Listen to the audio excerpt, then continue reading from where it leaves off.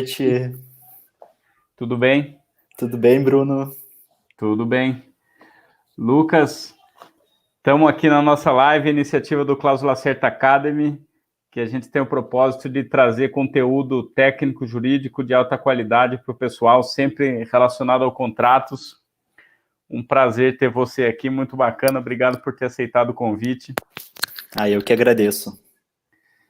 E Lucas, vamos começando aqui já. Conta um pouco de você, conta um pouco do seu background, das suas iniciativas. Você tem um canal no YouTube, você é professor, você é servidor público.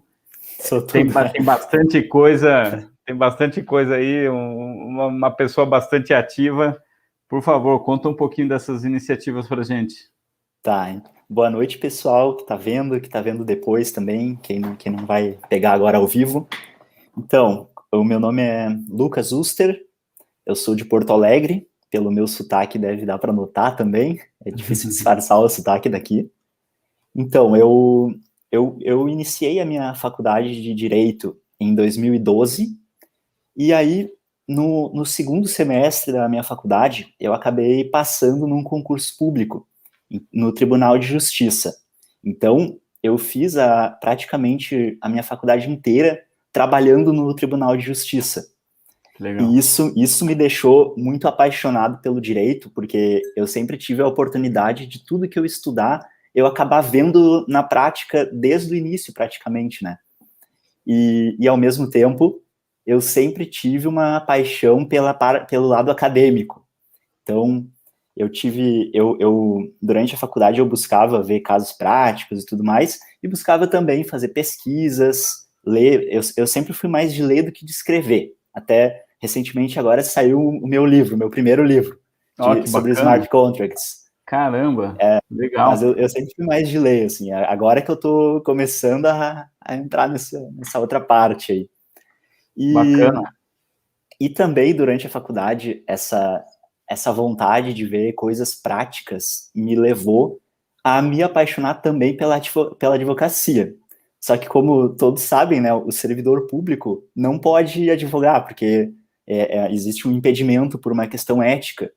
Então, o que eu sempre busquei fazer? Eu sempre busquei, no lado acadêmico, no lado do ensino, suprir essa necessidade que eu tinha de advogar. Até tenho planos de futuramente sair do serviço público e focar totalmente na parte acadêmica e na parte da advocacia.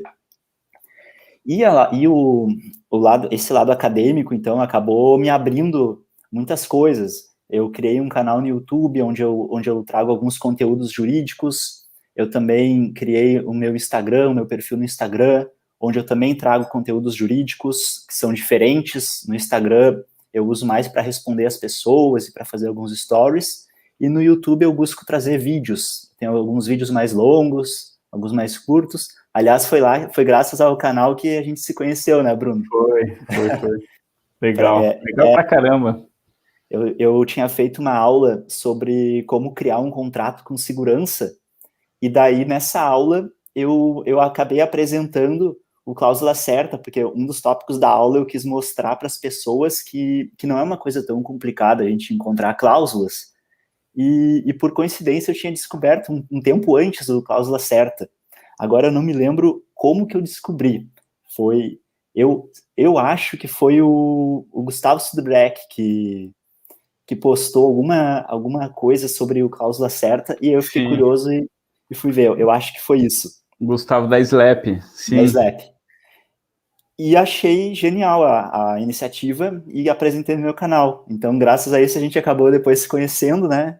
E hoje a gente está aqui. Pô, legal pra caramba. Tem muitas... A gente tem as propostas, né? Tanto dos conteúdos que eu faço quanto do Cláusula Certa são muito parecidas. Por isso que a gente pensou esse curso depois, né? Para contratos voltados para um público mais jovem, aquele jovem advogado que se formou recentemente, ainda tem algumas dúvidas técnicas e até mesmo algumas dúvidas sobre como iniciar os primeiros contratos, né? E não tem nem o próprio portfólio, assim, né, para conseguir sair advogando. Pô, Lucas, mas vamos retomar aqui, porque agora você me surpreendeu com a história do livro, eu vou querer saber um pouco mais também. Deixa eu pegar ele aqui, peraí, que eu vou mostrar. Pô, pega aí. Não estava previsto, só um minutinho. Não tava.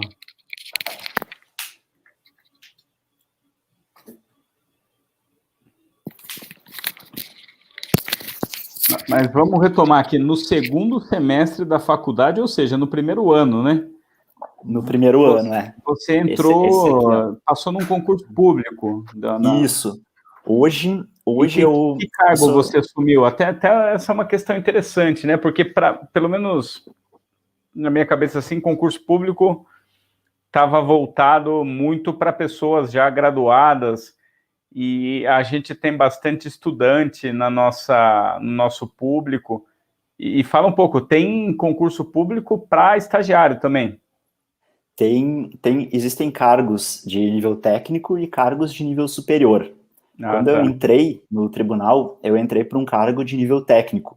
Entendi. E aí, durante a faculdade, eu fui assumindo outras funções.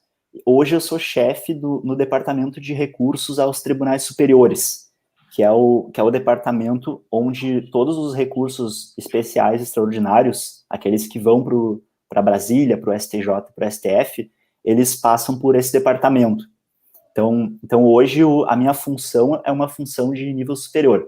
Porém, o meu cargo, quando eu entrei, era um cargo de nível médio, o que foi muito bom. Porque, graças ao tribunal, grande parte do meu conhecimento teórico se consolidou na prática. Porque é diferente, né? A gente estudar a teoria e ver algo concreto ali. Caramba, esse aqui que é o livro. Opa! Esse aqui, ó, Contratos Inteligentes, Smart Contracts. Possibilidade e desafios no ordenamento jurídico brasileiro. Esse livro aqui, ele foi o fruto do meu trabalho da dissertação de mestrado, que eu fiz sobre esse tema. Pô, que legal. E você aborda aspectos legais, aspectos de tecnologia? O que você aborda ali no seu livro? Eu abordo aspectos legais. Uma das áreas que eu estou agora vendo a importância é a área da tecnologia da informação. Uhum. Eu confesso que eu demorei muito para perceber essa importância, né? E agora eu estou também começando a estudar isso. Mas o meu trabalho, ele focou na parte legal. Por quê? Porque hoje em dia nós já temos, né, no nosso cotidiano, alguns contratos inteligentes. Ainda é muito pouco, não é um tema muito conhecido também. Agora, esse mês começou a ficar um pouco mais conhecido, porque tem uma notícia sobre umas NFTs, né, que estão circulando por aí. Teve um token vendido a 69 milhões de dólares, se eu não me engano. Então, agora esse tema começou a ficar mais popularizado, mas ainda não é um tema muito conhecido. Tanto que, se olhar a bibliografia do meu livro, não tem muita coisa ainda também. Ainda é um tema novo. Mas é um tema muito importante. E no Brasil, é interessante a gente estudar sobre o aspecto jurídico. Por quê? Porque se esses smart contracts forem realmente contratos do ponto de vista jurídico, a gente precisa saber como vai regular isso. Porque a gente sabe que um programa de computador, ele é regulado pelo próprio programa, né? É difícil externamente a gente influenciar nesse programa. E ainda mais os smart contracts, porque eles são registrados em blockchain e eles se executam de forma automática e, além disso, são imutáveis. Porque a blockchain é uma estrutura que, quando tu faz um registro nessa blockchain, esse registro se torna imutável. Então, tem vários desafios, principalmente para o direito brasileiro, sobre como que a gente vai tratar esse tipo de contrato, né? Uhum. E até agora, vou até abrir espaço para a gente falar sobre isso, por mais que não seja nem o tópico nem o foco, mas da tudo live, bem. Mas eu acho que vale a pena a gente falar sobre isso, porque esse tema é realmente fascinante, né? Eu realmente acredito que o futuro dos contratos é ser gerenciado por máquinas, né? Eu acho que, assim, uma vez estabelecidas as condições do acordo, quem vai gerenciar cumpriu ou não cumpriu, cada vez mais a gente vai ter condições de fazer isso via sistema. Exatamente. E esse ponto que você está tocando é um ponto que a comunidade jurídica, vamos dizer assim, né, a comunidade que está criando as legislações, ela está encontrando em diversos temas. Por exemplo, se houver um erro, uma falha no código, por exemplo, do smart contracts, por exemplo, determinada cláusula não foi cumprida, se houver ali um alerta, olha, determinada cláusula não foi cumprida, mas e se isso for um erro de código? Quem que vai assumir essa responsabilidade do erro desse código, né? Que é o que a gente tem visto hoje, por exemplo, com carros autônomos, né? Por exemplo, quando um carro autônomo falha, de quem é a culpa? É a culpa do programador? É a culpa é a culpa de quem estava ali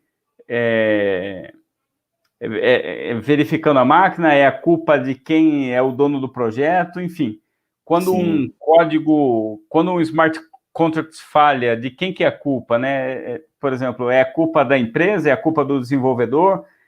Tem tido aí uma discussão do nível de responsabilidade a quem deve ser atribuído. Essa é uma questão bem, bem delicada. A própria União Europeia emitiu uma recomendação em que ela sugeriu a criação da personalidade jurídica artificial, né?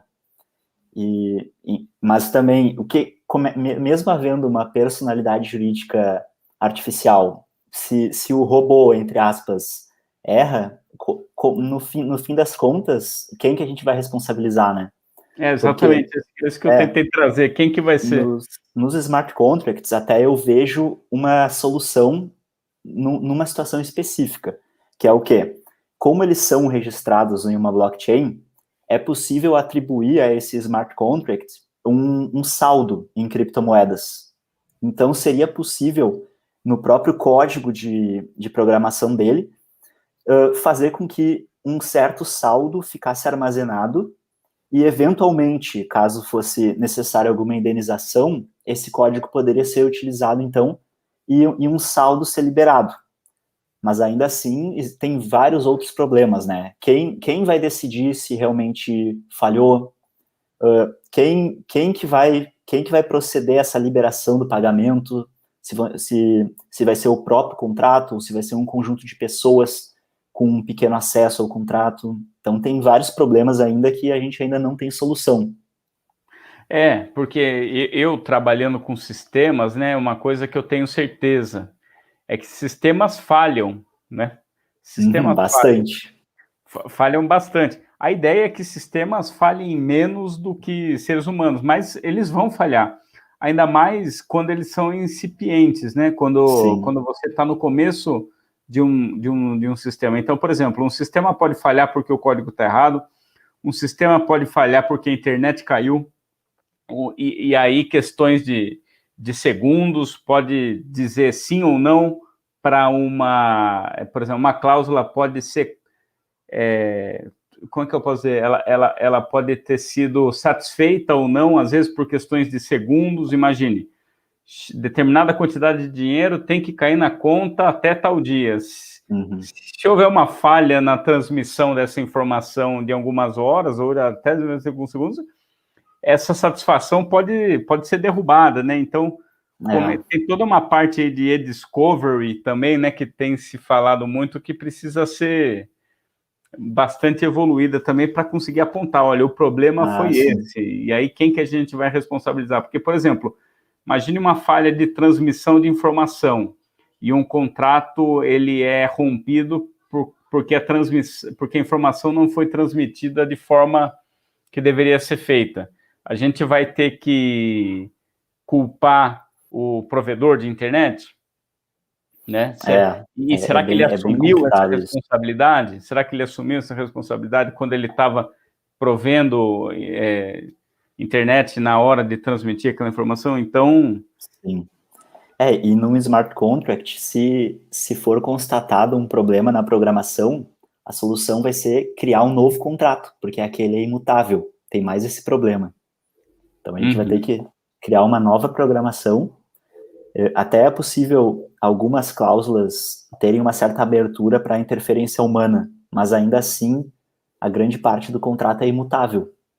Então, o problema, quando tem um registro em blockchain, a blockchain é a solução e é o problema, né? Porque ser um registro imutável nos facilita em muita coisa. Por exemplo, o próprio Bitcoin, né? A segurança do Bitcoin, uma das seguranças é a gente saber que a transação não vai ser desfeita. Se eu te enviar um Bitcoin agora, eu não consigo desenviar depois, pegar de volta. Não consigo. Só se tu me enviar. Então, e com pagamento, formas clássicas de pagamento teriam algumas brechas, né? A gente precisa de um intermediário hoje para certificar que essa transação ocorreu, certificar a segurança, por isso que a gente paga cartão de crédito, paga outros intermediários, PayPal, por exemplo, né? Os próprios bancos centrais também têm essa função. Tem todo um ecossistema aí de tecnologia, né, que vai começar não sei, aí eu acho que é um pouco do tema do seu livro, mas assumir responsabilidades de que eles não foram construídos para assumir, né? Sim. A própria internet, enfim, tem toda a questão do blockchains privados, etc., mas são sistemas, né, que eventualmente foram construídos originalmente para não lidar com essa situação. E, eventualmente, uma quebra de contrato aí pode gerar um ônus para um sistema desse que ele não estava preparado nem para assumir aquela responsabilidade. É bem isso. E tem muitos problemas aí. A gente pode até fazer uma live só sobre isso, porque tem muita coisa para falar. Só sobre smart contract, com certeza. Lucas, vamos... Olha, a Martinha entrou aqui, falou muito interessante esse tema, ela foi nossa aluna na edição anterior. Boa noite, Martinha. Boa noite. Vamos continuar, então, que a gente falou do seu segundo semestre, entrou ali como servidor público, do seu livro. E me conta um pouco do seu canal do YouTube, como é que começou. Poxa, eu vi que você tem um tema interessante pra caramba lá. Quanto tempo você tem o seu canal? Eu acho esse um tema super interessante também, sabe, como é que eu posso chamar? Pessoas que divulgam conteúdo jurídico de forma quase que genuína, assim, gratuita, colaborativa. Eu acho que isso tem tudo a ver com cláusula certa. Uhum. E você trouxe essa questão no seu canal também. Conta um pouco do seu canal. Então, o meu canal, eu criei ele por essa necessidade de... Eu sempre gostei de ensinar. Quando eu era pequeno, eu brincava de ser professor. Eu dava aula de Harry Potter. Então, eu sempre tive essa coisa interior, assim, de querer ensinar, né? E aí, juntando com direito, logo no início da faculdade, eu descobri que eu queria ser professor de direito. Então, por um lado, foi uma sorte, porque eu consegui, então, fazer toda a minha faculdade também pensando nisso, né, nesse foco. E, por outro lado, também foi muito conhecimento a mais que eu pude adquirir, né, porque eu acabava participando de muitas coisas extras, assim, em seminários também. E aí o meu canal surgiu nisso, com a ideia de começar a ensinar. Só que ele tem uma diferença, porque o professor de direito, normalmente, para quem que ele dá aula, né? Normalmente ele dá aula para estudantes de direito. E no meu canal eu busquei trazer uma coisa um pouco diferente. Eu busquei mesclar tanto aquele que estuda o direito, que se interessa pelos assuntos jurídicos, mas também aquelas pessoas que não são necessariamente do ramo jurídico, mas que eventualmente precisam saber algumas informações. Então, eu tenho alguns conteúdos. Aquela aula mesmo dos contratos, aquela aula foi voltada tanto para um público mais leigo, quanto para o público jurídico. Até quando eu te elogiei pelo cláusula certa, eu disse isso, né, que o cláusula certa, ele consegue, e vai conseguir mais ainda, democratizar essa criação de cláusulas e criação de contratos, vai criar uma forma mais acessível das pessoas entenderem os conceitos, encontrarem o que elas precisam e elas mesmas criarem, né? Isso, eu acho interessante todas essas tecnologias que a pessoa consegue sozinha fazer alguma coisa. Claro que nem sempre muitas vezes ela vai precisar de um advogado, claro, mas coisas básicas, o que ela consegue fazer sozinha, eu acho muito interessante. E exatamente esse ponto que você está colocando aí, que é um ponto que você também traz no seu canal, é o efeito da comunidade, sabe? O que eu quero dizer com isso? O mundo digital hoje, eu ponho a mão no fogo para dizer que ele só é tão evidente, ele só é tão latente assim, por uma conta que se chama, por uma cultura que se chama colaboração dentro do universo dos desenvolvedores. Os softwares open source, você pode pegar toda startup, e nem startup, grandes empresas, elas utilizam muitos softwares open source. O que quer dizer? Alguém que cria uma comunidade, traz um conteúdo para essa comunidade, alguém vai lá, pega aquele conteúdo, melhora, devolve para a comunidade, alguém vai lá, pega, melhora e devolve para a comunidade. Esse efeito comunidade, ele é, assim, muito eficiente no mundo do desenvolvimento de software. Ele é muito, muito eficiente. Portais como Stack Overflow, GitHub, que são nomes aí que estão na boca de qualquer desenvolvedor, eles facilitam muito a vida do desenvolvedor e eles criam esse efeito comunidade.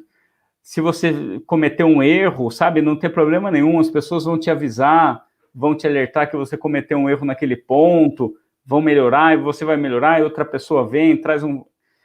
E o universo jurídico carece, né, dessa cultura de colaboração.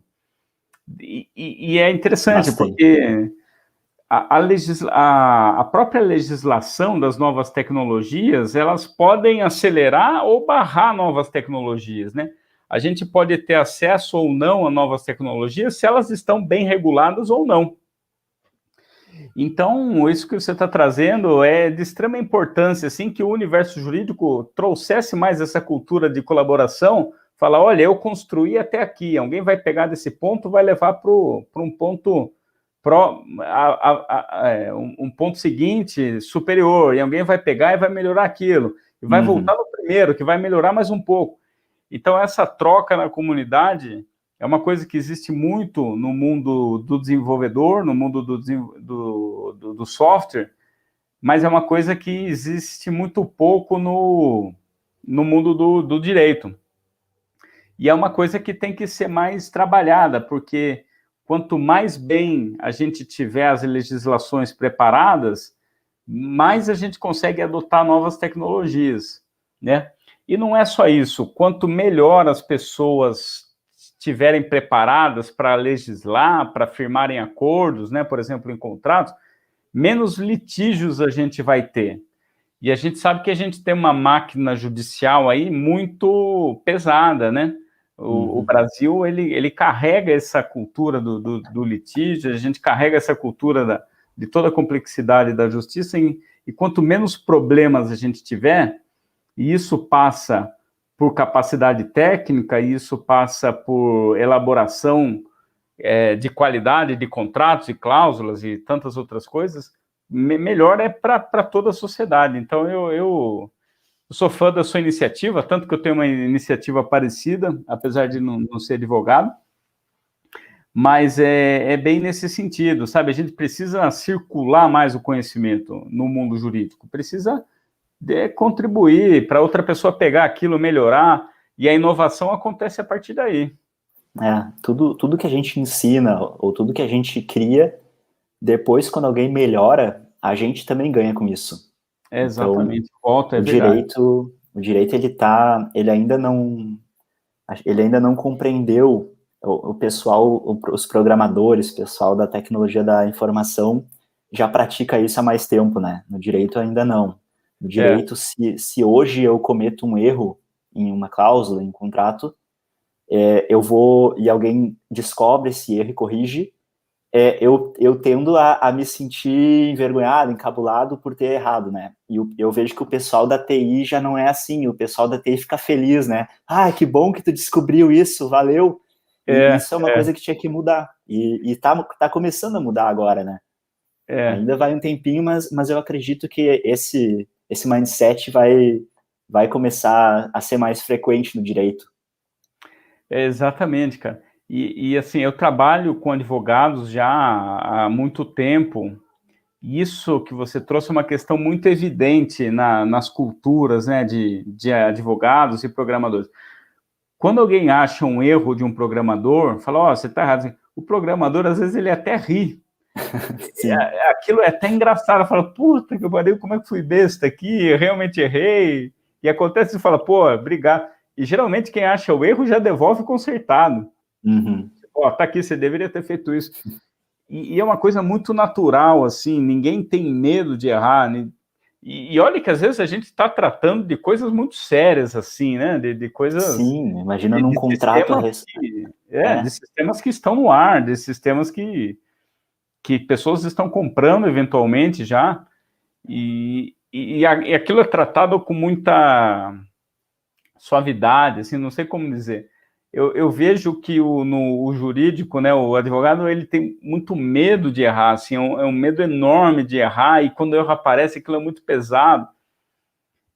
E é uma coisa assim, né, assim, a gente sempre vai errar, e o importante é corrigir o erro, assumir, né, realmente está errado, Sim. corrigir o erro, e se você e realmente volta para você, quando você compartilha, aquele negócio volta para você, e aquele erro provavelmente você não vai fazer de novo. Mas eu vejo que assim, o pessoal do jurídico tem muita questão de esconder o erro, né? Tipo, ó, houve um erro aqui, então vamos abafar o erro, em vez de vamos consertar o erro, vamos abafar o erro, não sei. E é interessante quando o pessoal do jurídico pensa diferente, pensa de forma mais colaborativa. Teve um professor que ele escreveu um livro faz pouco tempo, aí ele errou no prazo de um recurso, ele colocou um prazo errado. Aí depois de uns dias, ele mesmo percebeu que o prazo estava errado, e ele fez um post no Facebook, dizendo, ó, pessoal que comprou meu livro, o prazo que eu disse não era esse, tá? Era outro prazo. E isso fez o pessoal até ir mais atrás do livro dele. No fim, o resultado foi positivo. Então é bom quando a gente tem esse pensamento construtivo no direito, porque isso melhora tanto para quem criou, até porque imagina o peso de tu carregar algo ali que tu errou e que tu tem que tapar para ninguém ver. É desgastante, né? Então, essa mentalidade construtiva só vem a agregar. Sim. O Cláusula Claro Certa, que ele é bom nisso também, né? Pela a colaboração que o escritório tem dentro da plataforma. Eu crio uma cláusula, tu entra na minha cláusula, percebe uma melhoria, um ponto de exatamente. melhoria, modifica a minha cláusula, a gente pode ter 2 versões, até seria interessante tu mostrar para o pessoal, né, a plataforma, Sim, e a claro. gente pode ter 2 versões, ou tu pode acusar uma falha da cláusula, aí eu vou poder corrigir. É interessante isso. Vamos lá. E enquanto tu abre, eu acho que é interessante a gente falar também no contrato de locação, que por que a gente escolheu, né, o contrato de locação, talvez seja interessante as pessoas saberem. Porque a gente conversando viu que muitos advogados acabam se formando, ou aqueles que estão quase se formando, pensam, né, em que mercado que eu vou pegar agora, ou às vezes ficam sem muita expectativa, não sabem para onde ir. E existe muita demanda aí na sociedade que não fica tão evidente, mas que existe por tudo. Por exemplo, certamente o Bruno conhece alguém que tem um imóvel para alugar ou que quer alugar um imóvel e que vai precisar de um contrato, né? Todo mundo tem alguém perto, Conheço assim. mesmo, e conheço. Então, esse jovem advogado, ele poderia já estar fazendo, então, esses contratos, né? Redigindo esses contratos. E a ideia que a gente teve foi utilizar a plataforma do Cláusula Certa, que é uma plataforma excelente para a construção dos contratos, e trazer um contrato que todo jovem advogado vai precisar saber redigir, porque provavelmente se ele sair na rua assim, procurando alguém, ele vai achar alguém que precisa de um contrato de locação.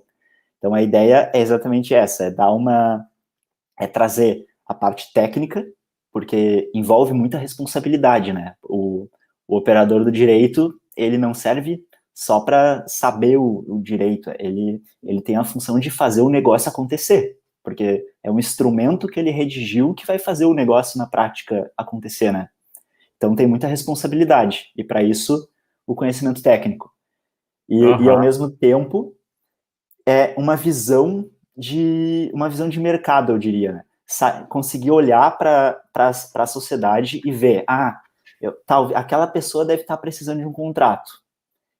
Então saber também olhar para esse lado, né? E aí o contrato de locação foi um dos contratos que a gente entendeu como sendo um dos mais úteis, os mais necessários atualmente, né? Pelas pessoas próximas, assim. Aham. Esse ponto é bastante importante, e que nem a gente está falando aqui antes de entrar, né, também é um contrato assim que vai dando um acervo para o advogado que está iniciando construir o seu próprio portfólio, né? Sim. Porque é engraçado o quanto que o mundo do jurídico às vezes se parece com o mundo da programação, mas tem a questão assim do advogado por si só, ele é um ser economicamente autônomo, né? Ele pode prestar serviços para quem ele bem entender, desde que ele tenha OAB, etc. e tal.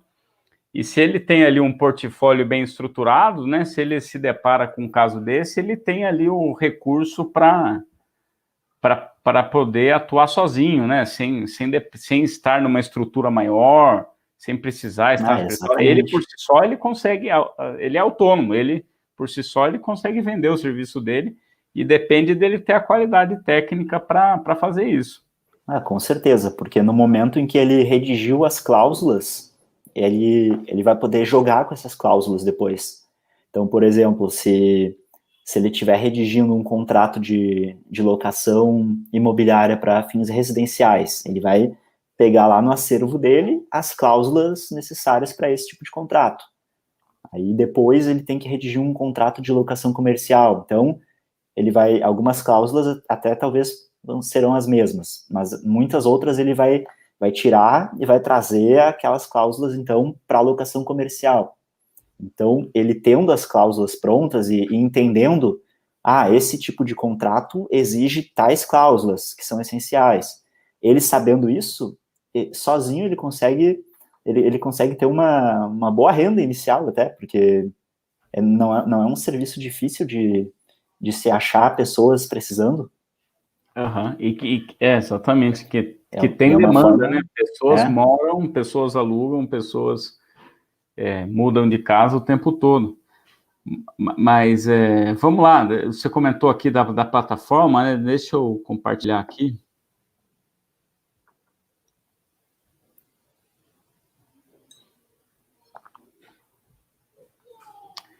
Então, pessoal, o professor Lucas comentou aqui da plataforma, né? O que acontece? O Cláusula Certa, ele tem a plataforma pública, só que ele tem também plataformas privadas que a gente fornece para escritórios de advocacia e departamentos jurídicos.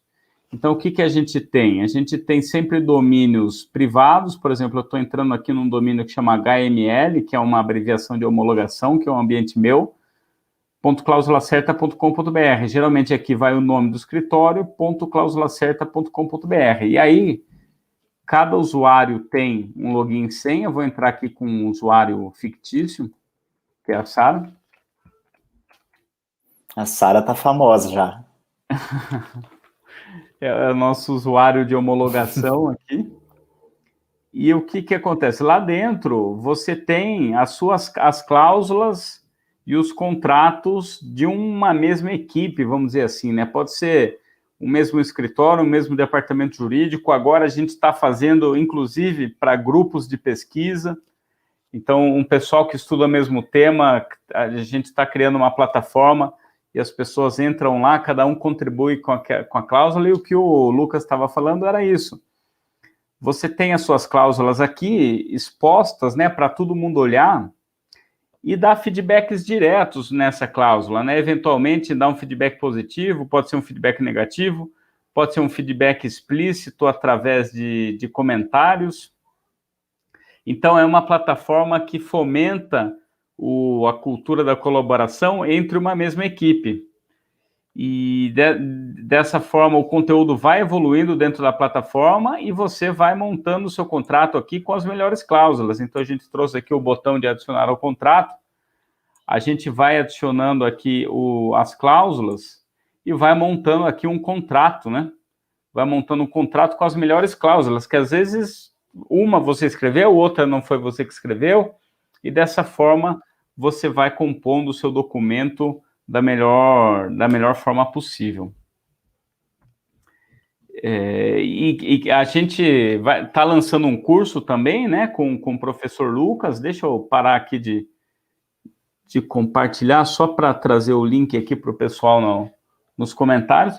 A gente está trazendo um curso com o professor Lucas, que vai ter uma aula teórica sobre contratos de locação e vai ter uma aula prática, que as pessoas escrevem os contratos, escrevem as cláusulas, e o professor Lucas revisa e comenta, assim, na própria aula. Tem sido uma dinâmica muito bacana. Deixa eu trazer aqui.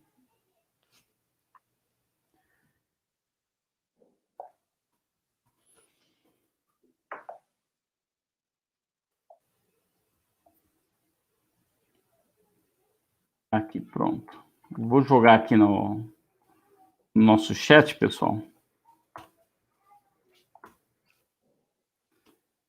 Pronto. E vai ser interessante nesse curso que os alunos, eles vão ter acesso à plataforma como se eles fossem do mesmo escritório. Então, eles vão ter toda eles vão ver na prática, não só a redação das cláusulas, não só a teoria por trás, o que precisa ter no contrato e tudo mais, mas eles também vão poder colaborar entre si, um vai poder pegar a cláusula do outro, e aí montar. A gente pode acabar dividindo até, dependendo do quantas pessoas tiverem, de repente a gente consegue até fazer um contrato inteiro, né? Não sei se vai dar tempo, mas as principais cláusulas, a ideia é a gente já olhar. E tem cláusulas, tem muitas cláusulas que agora na pandemia tem uma importância também muito maior, né? E que eu não tenho visto muito em muitos contratos. Por exemplo, muitos contratos hoje as pessoas assinam eletronicamente, né? Digitalmente. E às vezes a assinatura do PDF não sai na mesma página. Então tem um problema ali da assinatura ficar do outro lado. É interessante ter uma cláusula, por exemplo, dizendo isso, que as partes concordam que talvez a assinatura não fique exatamente no final da última folha preenchida. Parece uma coisa boba, né? Mas isso aí poderia gerar uma nulidade. Então tem cláusulas interessantes, assim, que eu vou fazer o possível para dar tempo da gente ver todas elas, todas as principais, e fazer com a turma todas as principais. E o legal é que elas ficam, né, depois com essas cláusulas lá na plataforma. Exatamente. Foi muito bacana. A Martinha aqui, que está ouvindo a gente, está na live aqui com a gente, ela fez a primeira turma.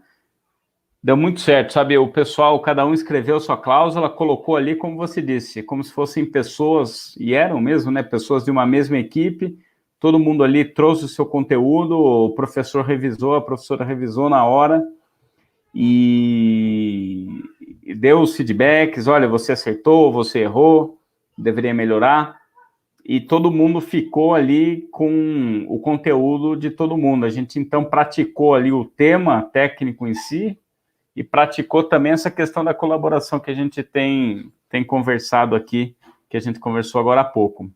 Ah, legal.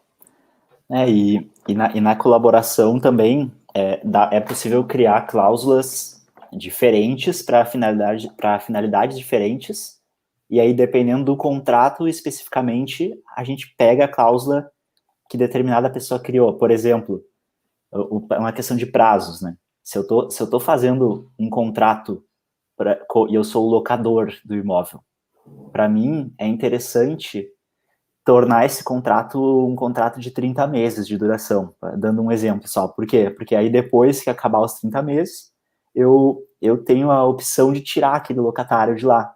Então, existe uma questão estratégica também de quais cláusulas tu vai utilizar no contrato para o fim que tu quer e para quem que é o teu cliente, né? Porque se o meu cliente é o locador, eu vou utilizar cláusulas que vão proteger principalmente o meu cliente, que é o locador. Agora, se é o locatário, se eu estou criando um contrato para o locatário, então a estratégia vai ser diferente.